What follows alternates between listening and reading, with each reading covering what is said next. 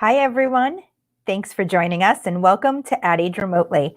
I'm Janine Poggi, Senior Editor here at Ad Age, and today I'm joined live by Brandon Snow, Senior Vice President and Chief Revenue Officer at Activision Blizzard Esports. Hi, Brandon. Hi, Janine. How are you? I'm good. How are you? I'm very good. Thank you for having me. Of course. Thank you for joining us today. Where are you joining us from? I am joining from Fairfield County, Connecticut.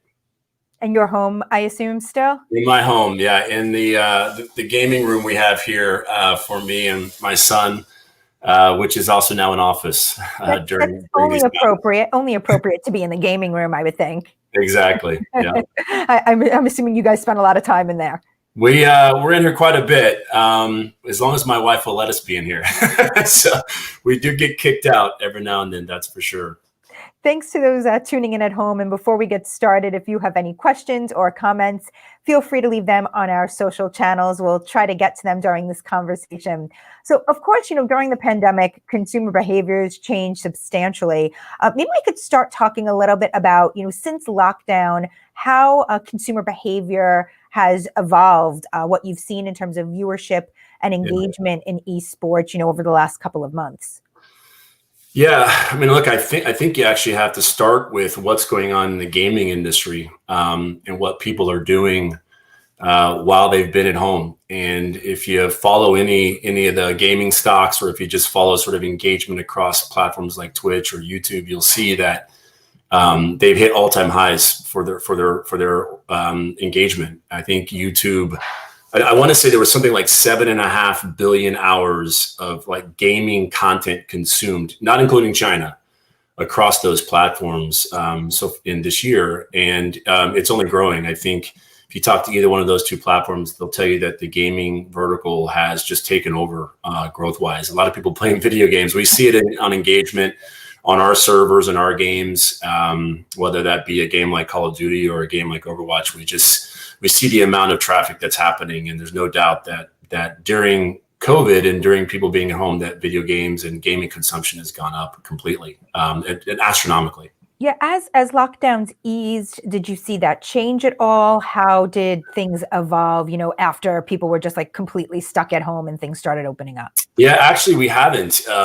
We've seen quarter-on-quarter growth. We'll see what Q4 comes in at. My guess is it's going to keep growing based on where the country is with COVID right now. But, if you take a look at a platform like YouTube, which is where we have sort of an exclusive deal for our content, they have grown their market share of live esport viewership every quarter of the beginning of this year. And I want to say there's something like 440 million hours consumed of content, and it's growing every quarter. So, I think it's been a rocket booster for the industry. I think when you think about the fact that most sports had to sort of make a hard stop and then make a big shift, and live events sort of went away, where esports in general, and us included, had the opportunity was to jump into that opening and really take our product into a much bigger ecosystem, much bigger engagement levels than we've ever seen before. And I think most of us, including us, have been able to accomplish that because we have such a digitally native and digitally centered product. Yeah, can you talk a little bit more specifically about, during lockdowns when there were live sports, there were far and few between, and people were very hungry for any sort of live content like that, what you guys did to sort of capitalize on, that interest, and anything specific you did maybe that you weren't doing pre-pandemic to sort of bring in those consumers? Yeah, look, it wasn't easy. In fact, we, like everyone, when it hit, our leagues, the Call of Duty League and the Overwatch League, are franchise-based, city-based models. The model has been based on having local events in places like New York or Dallas or Beijing or Shanghai or Seoul, and the world stopped. And so, but because we have such this digitally native product, we were able to shift quite quickly. I think we were down maybe just 2 weeks. We shipped rigs out to all of our teams, all of our players. We quickly got everybody up online, and we continued league matches. And, it was a little rough at the beginning. You saw a lot of animals and cats and dogs running back behind our players, and comms were difficult. But over time, we got really good at it. And, we finished both of our core seasons this year with fully online products, including a fully online studio. We had players, if you think about it, when COVID hit, we have players in both leagues from all over the world, right? So even if they're the New York franchise, half their team may be from Korea or from Europe, and all those players went home. So we had to get them all online, make sure they had fast enough internet connection, that we had servers in the right places, and to get games up and running. It took a little bit of time, but we were back up, and we lost maybe just a few weeks, and we finished both the seasons on a high with record viewership in both places. So we've learned a lot that we actually may take forward into the future. But that pivot, I think, was instrumental in us understanding that there's a way that you can bring live esports to life that may not always be driven by local events, that it is very possible to have a great product and great engagement fully online. What are some of the lessons that, you learned through all of this that you could carry into 2021? Quite a few. The first is we can level up what the quality of this product looks like, even if we're all remote. I think the premise for a lot of what we were trying to accomplish early on was no different than what you might see if you saw, say, the Los Angeles Lakers play the New York Knicks at Madison Square Garden. We wanted to bring that same local flair and local action to fan bases in those cities. And we got those off the ground. We were incredibly fortunate to get 3 or 4 of them off the ground, where we had in New York, we had, I think, over 8,000 people show up at the Hammerstein Ballroom to see the NYXL over the course of 2 days. But we recognized we could bring that fandom into the virtual world where everyone was as at home. And so we continue to have local games, or we'll call them sort of home games, where there was a team who was the home team, and we tried to sort of give it that flair, but we went all online. And I think you'll see, as we look forward into 2021, we're already in planning. The Call of Duty League starts again in February, and Overwatch League will start in April.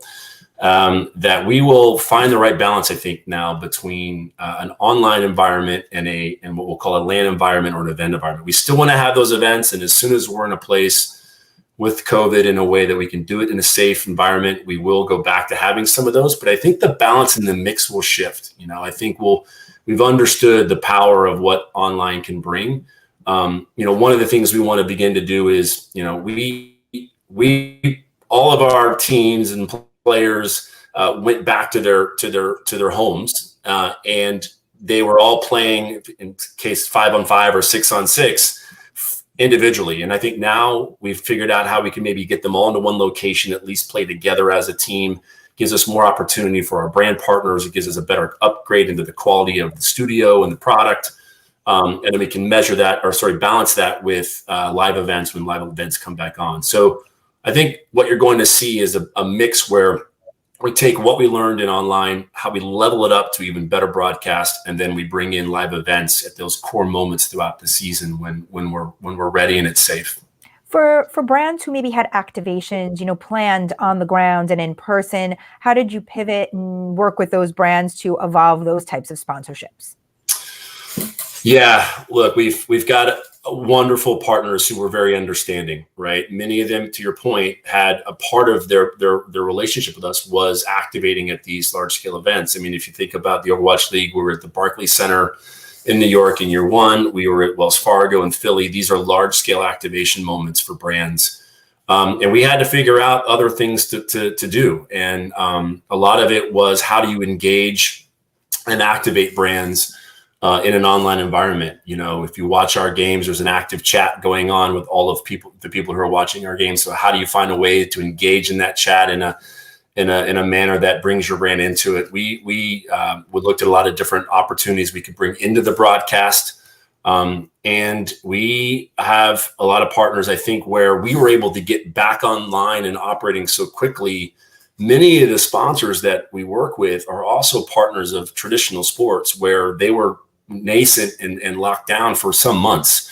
So at least we had the opportunity to bring that engagement forward and get them activating. when a lot of their other investments weren't able to. And so many of them were very understanding. We did provide, make goods to get them whole. And we retained all of our partnerships, and we're excited about now what we've learned from there and just sort of applying it to the 2021 season. But we were very fortunate that we could get back up and running quite quickly. Any examples of perhaps like new opportunities that even arose because of the need and the desire to kind of be a part of things when they couldn't be in person? Maybe some new opportunities or new examples of things that you guys created for the time. Yeah, definitely.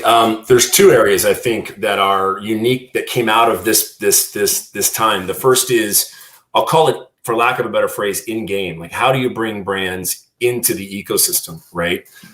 You'll see a lot of what we'll be doing this coming season. We tested it at the back end of this last season, where we were able to bring our partners into the action. So while, one of the unique things about the way we structure our business is, unlike if you're a sponsor of, say, Major League Baseball or the NBA or MLS, if you want to own that ecosystem, you got to do what you have to have a partnership with the league. You need to have a partnership with a certain amount of teams. You have a partnership with players.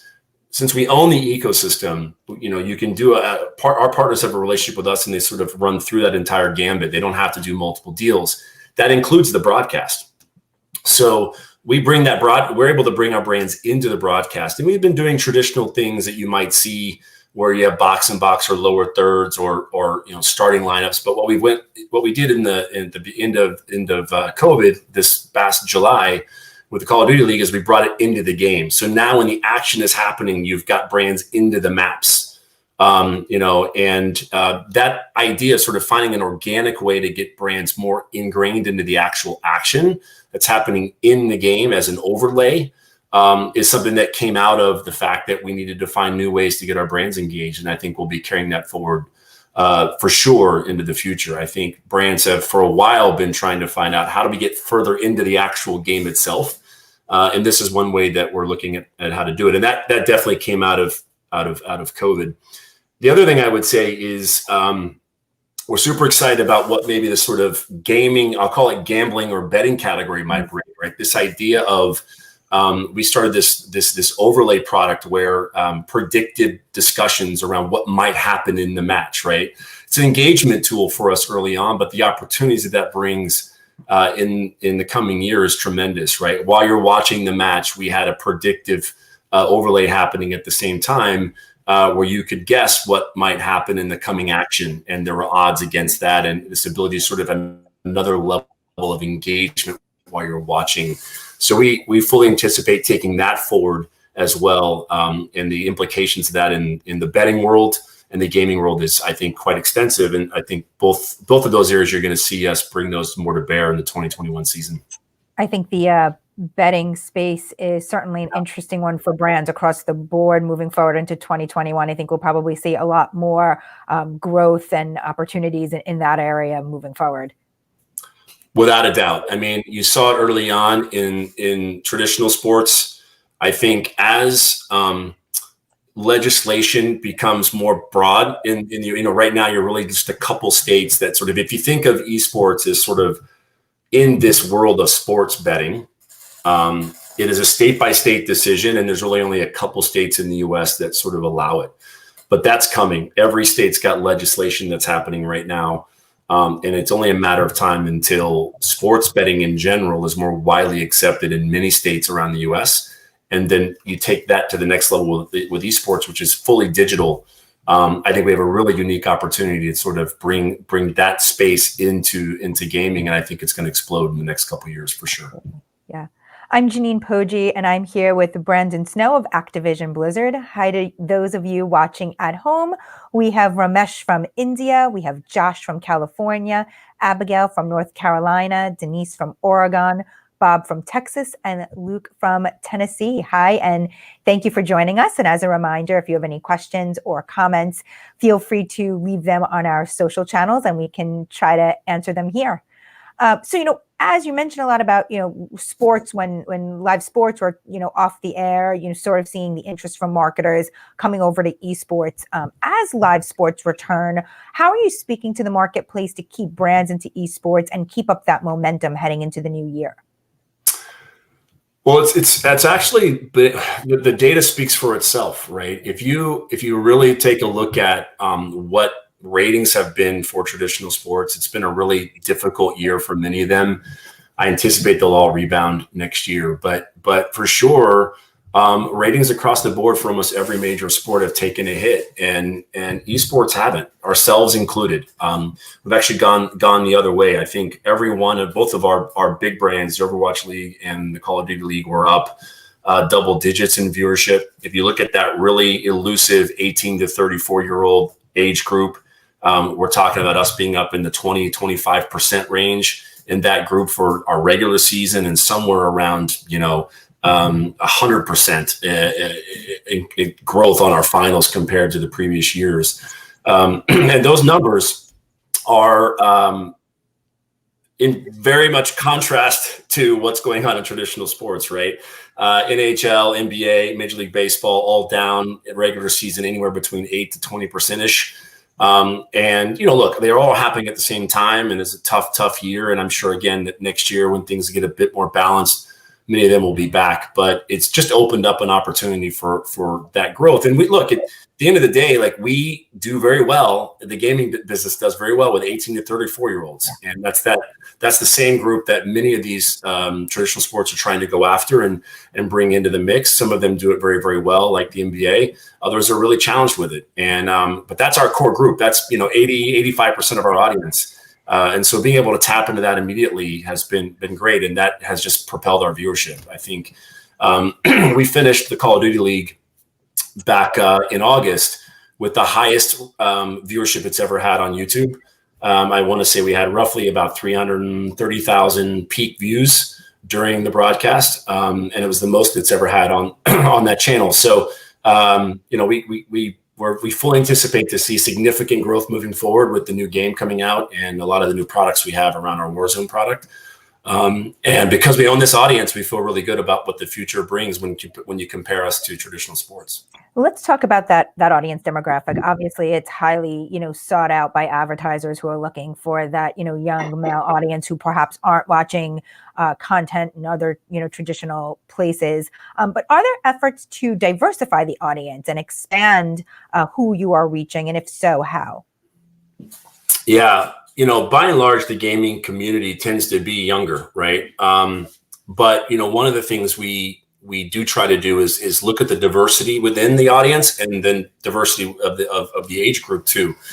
A game like Call of Duty has been around for 12 years, and you have one of the things that excites us about it is where you have the core group that may be right in the middle of that 18 to 34-year-old range. There's many people that have played the game of Call of Duty who are now my age, which I won't give, but let's call it somewhere in the upper 40s to 50s, and people in between. And so we feel really good about the opportunity to continue to expand something like the Call of Duty League, which is trying to be what we'll call engaging entertainment, as well as competitive sports, and drive that across a much broader breadth of consumer base like we have in Call of Duty, of people who have grown up playing the game and who are currently playing the game. And I think that really stretches the age group.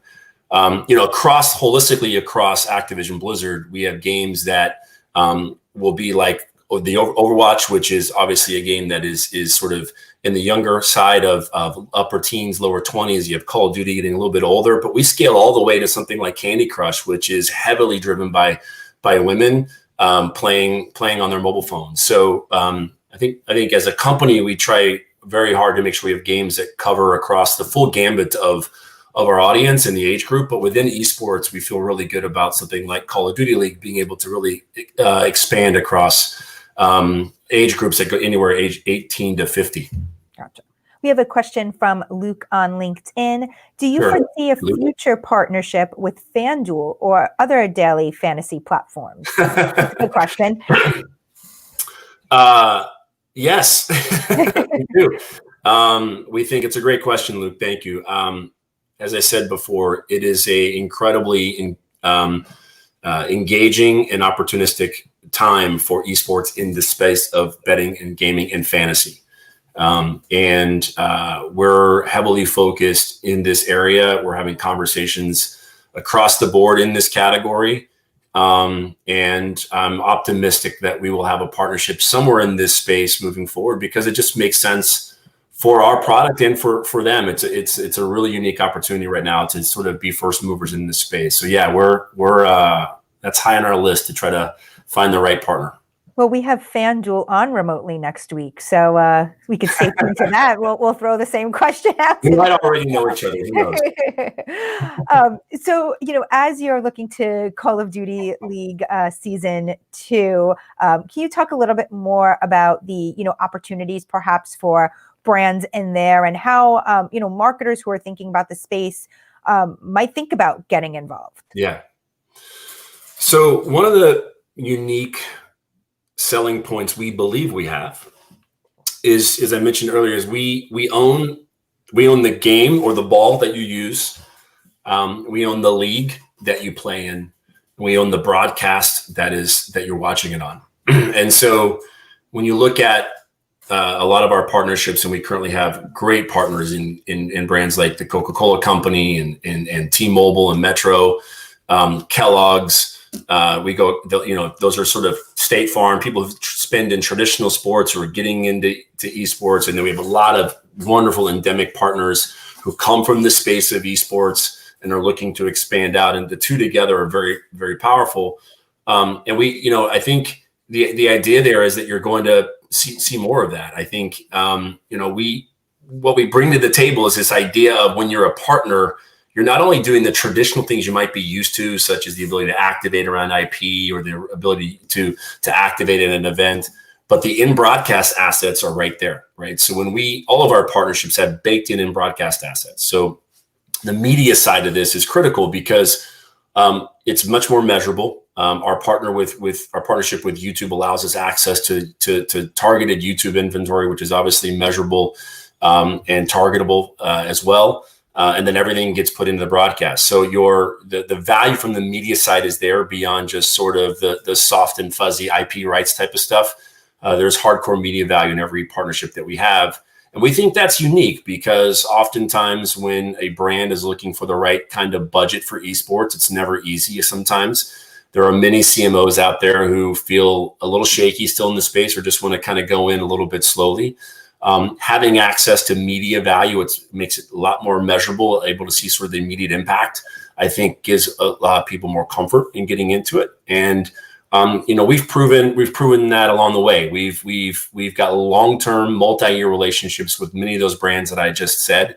And that's because we've been able to deliver as we go. We have another great partnership with the Pepsi-Cola Company on Call of Duty League as well that, we continue to do really innovative things with, and it's all about measuring the dynamic and the performance of many of the assets we give them in our media properties. So we're fortunate that we own that broadcast, and we feel really good about the future of being sort of a media property in many ways. What should brands themselves be thinking about if they're like, okay, it's time for us to try esports? What are some of the things internally they should be preparing for, thinking about on how to just activate on any of these types of platforms? When I came, I'm by no way an OG in this space. I'm going on my third or fourth year here, and there's people that have been doing this a lot longer than me. But I remember when I came into esports, everyone, I'd go to these conferences and people would say, "Oh, it's got to be authentic. Being authentic is critical, and it's got to be this really authentic and grassroots build that gamers just embrace as a part of their lifestyle." And that stuff is right. There's no doubt about it. If you're a brand, you want to make sure that you're meaningful to the target that we bring to the table. But what we have found is there is such passion for these games and these esports that many of the fans that follow them are willing to embrace brands in the right way because they see the brand as supporting the game that they love and the esport that they love, right? So while being authentic is of course important, and you want to make sure that you're real, I think you'll see, or you do see in esports fans, that they are embracing brands in this space like you see in traditional sports, because it legitimizes and makes esports real for them, and it makes it on par with every other sport you can watch on television. And so there's a real deep connectivity there between brands who get involved and embrace these games and these esports from them, and the fans who watch them. That's interesting. You would think, just if you're unaware of, the consumers in that space, you would think they would be more eager to shun the ads or not be receptive to ad messaging, given, that they're not really watching content on platforms where ads are typically present. So I think that might be something brands might think that, if they go there, it's sort of force feeding them a messaging that they don't really want in that moment. That was my hypothesis too when I came in, and I think while you have to be careful, the fact that you can do things like content creation, and you can get into the media side of things. Like it's embracing the ecosystem in the right way. These fans want to engage with these brands. I mean, the data definitely shows that how brands who embrace these games and embrace the esports from them, the connectivity to that fan base is so much deeper than you see in a lot of other places. And it's because the fans want these esports to succeed. And by bringing brands into it, they recognize that that's validation of success. I do want to bring in two questions from social before we wrap. We've actually had several questions on LinkedIn about mental health of players. What initiatives does Activision Blizzard have to help players stay safe, stay happy during the pandemic? Yeah, great question. And it is something that not just us, but the entire industry needs to get better at, right? These are young adults who are grinding, playing hours and hours and hours of these games to get better at what they do. It's their craft, no different than a traditional sport. The way we're structured by being a franchise-based system brings to bear many of the things that you see in traditional sports, including mental health doctors, psychologists, psychiatrists, sports performance doctors, health and nutrition, wellness doctors that all of our teams have for their players. There have been talks, and you'll see it in other parts of the gaming world of making sure you've got player unions down the road as well. Like, all of these things make sense. They're all things that need to exist in order to create a healthy ecosystem around these games, and all of us need to get better at it. These are young adults playing a lot of hours, and so we support all of our players with these things. Every one of our teams and players have access to all the things I just mentioned, and we fully anticipate even doubling down in this space. I think it's a critical place that all of us in the industry have to get better at in supporting these young players. And we have a question from Matt on LinkedIn. Will you walk us through what you think has been one of the most successful brand activations to date? Yeah, a couple actually come to mind. I think we have one that we just fell into, which I'll mention, which is great. So Kellogg's is one of our partners on the Overwatch League, and they make a brand called Cheez-Its, which I loved them since I was young. And we had a moment called Crunch Time. And Crunch Time was Around Their Waves product, and it was a moment where in the broadcast, when there was a real critical moment at a choke point, we would say it was Crunch Time. And we actually screwed up the broadcast one day and put this Crunch Time asset in the middle of the game when it didn't matter at all. And it took off. In chat, you can see, again, this is esports. In real time, you see the chat going, and everyone's just making fun of us because we put it in the wrong place and calling out Crunch Time. And all of a sudden, next thing you know, there's memes and everything behind it. So we just embraced it. And in the next matchup, we went over the top with Crunch Time, and it just absolutely took off. It was you just kept seeing Cheez-Its running down the chat. We had our announcers talking about it. We had boxes on the stage and then the set, players playing, eating them, and it was and then we took it into social, and the next thing you know, it took off as probably the single best activation we've ever had with them. And I think the point is you have to sort of embrace these moments. You have to understand that the community really gets behind this stuff, and they want you to laugh at yourself a little bit. And we took a hold of that, and we're able to really drive, and it sort of really helped us understand where we need to go with our partnerships and understanding the power that these communities have. Another great example is our partnership with T-Mobile. They have these things called T-Mobile Tuesdays. And T-Mobile Tuesdays, if you're a T-Mobile member or you're a T-Mobile customer, on Tuesdays they provide all kinds of offers and benefits. And we, on a whim, worked with them to provide Overwatch League merchandise, jerseys, shirts, T-shirts, whatever, at a significant discount. And needless to say, we had to go back and get more.